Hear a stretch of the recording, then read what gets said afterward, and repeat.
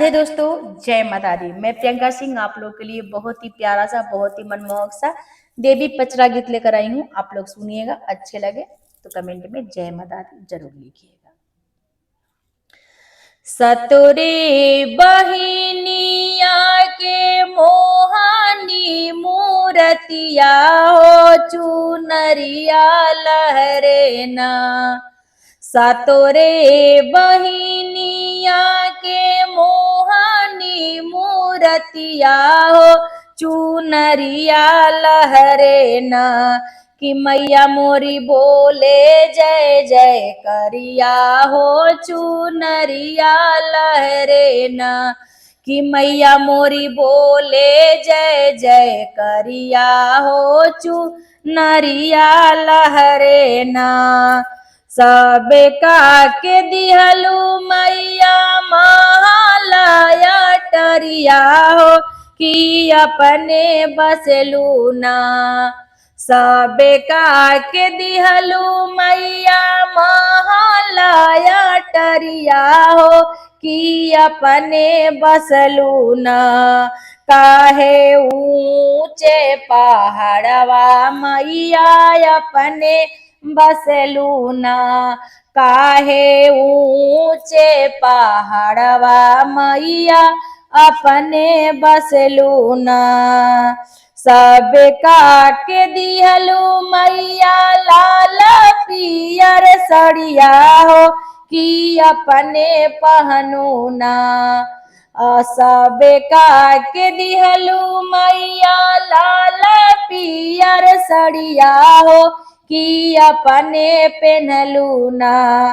काहे लाला की चुनरिया मैया अपने पहनलू ना।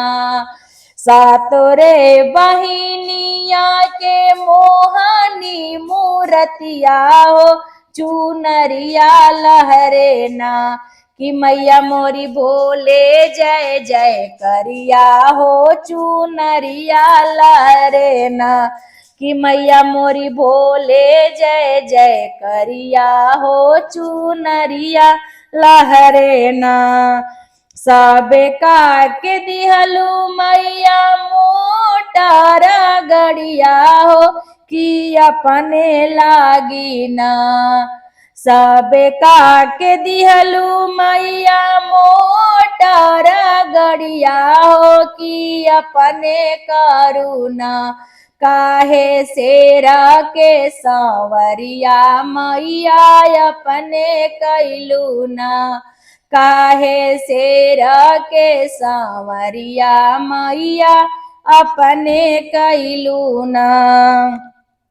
सबे का के दिहलू मैया बारह हो व्यंजन हो कि अपने खातिर ना।